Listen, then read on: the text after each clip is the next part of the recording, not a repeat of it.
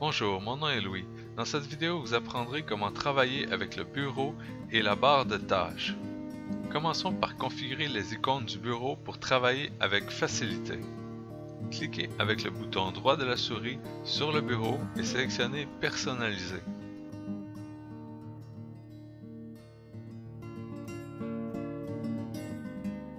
Cliquez sur Thème suivi du lien Paramètres des icônes du bureau.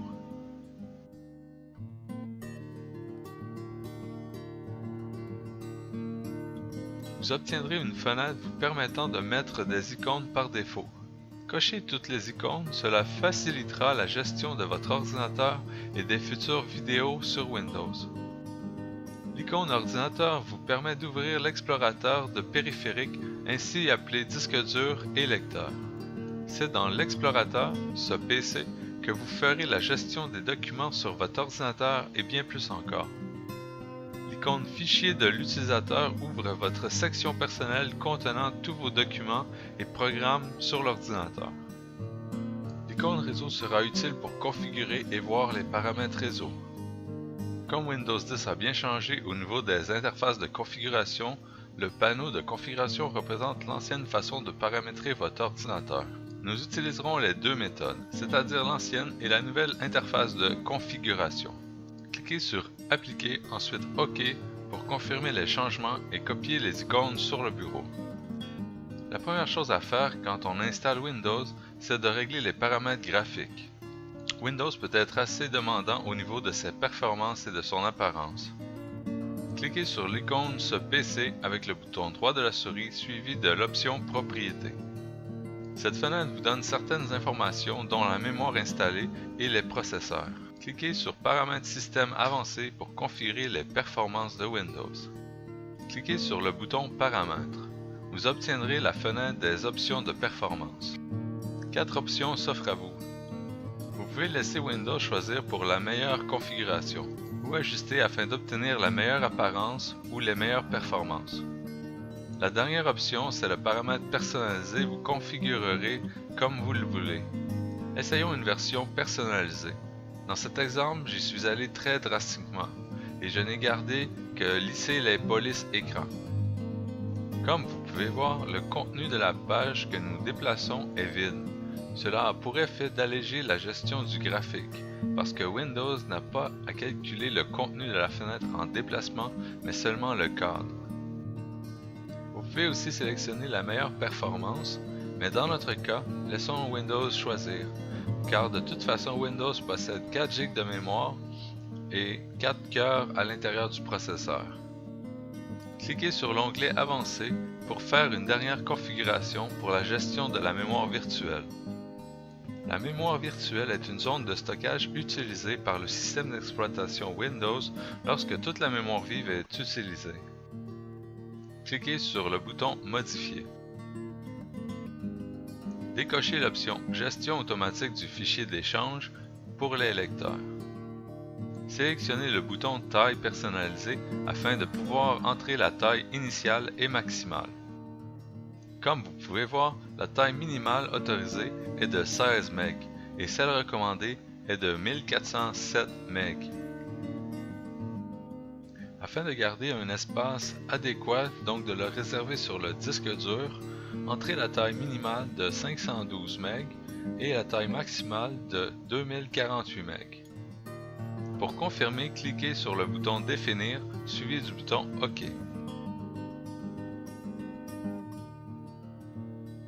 Notez bien que vous aurez plusieurs avertissements. Cliquez sur OK à toutes les fenêtres et cliquez sur le bouton Redémarrer maintenant pour appliquer les changements.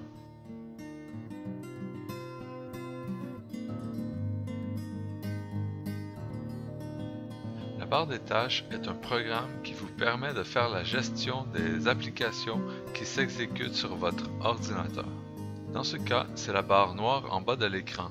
En cliquant sur la barre avec le bouton droit de la souris dans un espace vide, suivi de l'option Paramètres de la barre des tâches, vous obtiendrez la fenêtre de configuration de la barre des tâches. Vous pouvez entre autres verrouiller la barre des tâches afin d'éviter de la déplacer ou de la modifier. Vous pouvez aussi masquer automatiquement la barre des tâches selon votre goût. Cela peut être très utile si vous utilisez une barre plus volumineuse. La prochaine option vous permet de réduire la taille des icônes présentes dans la barre des tâches.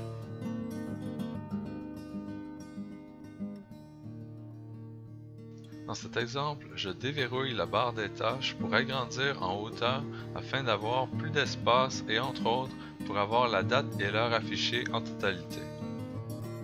Lorsque la barre est verrouillée, il y a une façon de changer la position de la barre, malgré tout.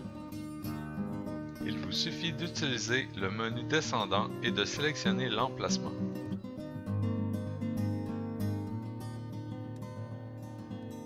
Notez que la position de la barre reste à votre goût.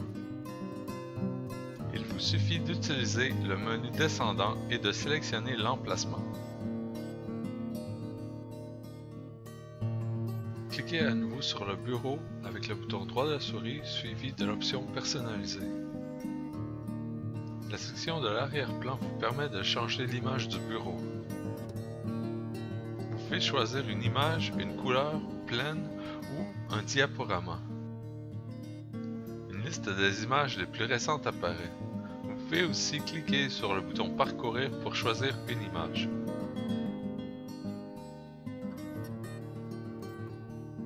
En cliquant sur le menu descendant, vous obtiendrez la liste des formats d'images supportés par Windows.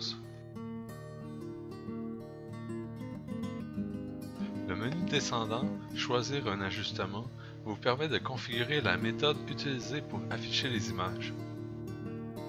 Cette option est utile quand votre image n'a pas le même format que votre écran. Il vous est alors possible d'étirer l'image pour qu'elle s'affiche en plein écran.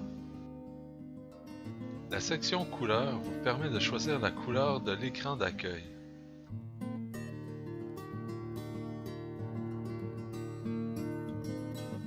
L'effet de transparence modifie la barre de tâches, qui peut être ensuite configurée avec l'accentuation sur les surfaces. Notez que ces configurations prennent de la puissance et des ressources. Je ne vous conseille pas d'activer les effets de transparence. Pour l'option barre de titre, tout dépend de la configuration choisie pour la couleur Windows. Vous obtiendrez par exemple pour cette configuration la couleur bleu foncé pour la fenêtre sélectionnée présentement.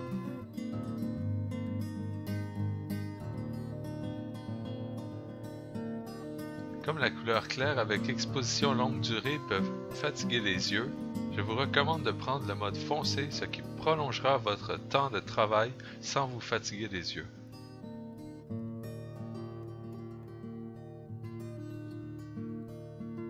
La section écran de verrouillage ne sera pas couverte dans cette vidéo car les configurations par défaut conviennent parfaitement.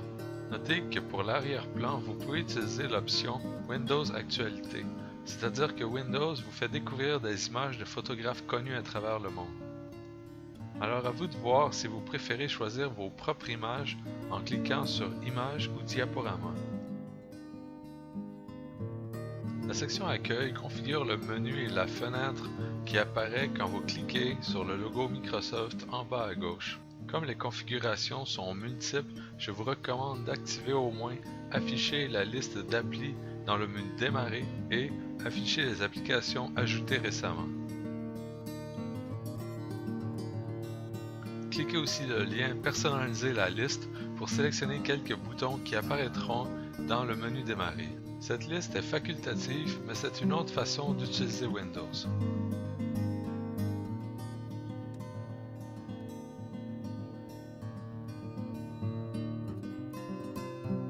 Comme vous pouvez voir, les icônes ont été ajoutées à la suite des autres icônes dans le menu Démarrer.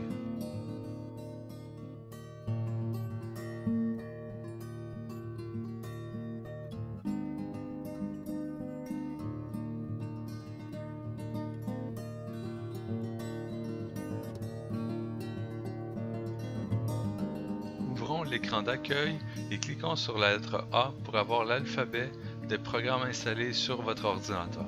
Comme Mozilla Firefox est le navigateur le plus complet sur le marché, épinglons-le. Cliquez sur M pour Mozilla et cliquez avec le bouton droit de la souris sur Firefox. Vous aurez la possibilité de l'épingler sur l'écran d'accueil. Vous pouvez aussi effectuer l'opération inverse, avec le bouton droit de la souris sur la même icône et cliquer désépingler de l'écran d'accueil. Mais si vous préférez les épingler sur la barre de tâches, ouvrez le menu Plus avec une flèche. Vous aurez le choix d'épingler à la barre de tâches, vous n'avez qu'à cliquer sur le texte. Une fois dans la barre de tâches, vous pouvez tenir le bouton gauche de la souris enfoncé et bouger l'ordre des icônes en déplaçant la souris.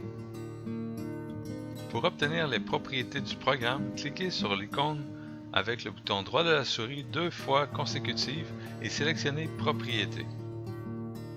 Certaines applications ne fonctionneront pas correctement si elles ne sont pas en mode administrateur, comme des logiciels qui doivent modifier des paramètres système et écrire dans des répertoires sécurisés par exemple. Afin de rendre permanent le mode administrateur, cliquez sur le bouton Avancer et cochez Exécuter en tant qu'administrateur. Dans ce cas, laissons l'application Simple utilisateur.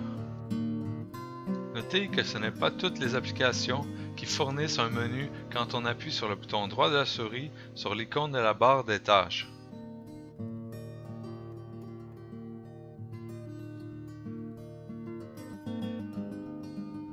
Si vous avez aimé cette vidéo et que vous en voulez plus, inscrivez-vous à ma chaîne YouTube pour poser vos questions. Merci et à bientôt.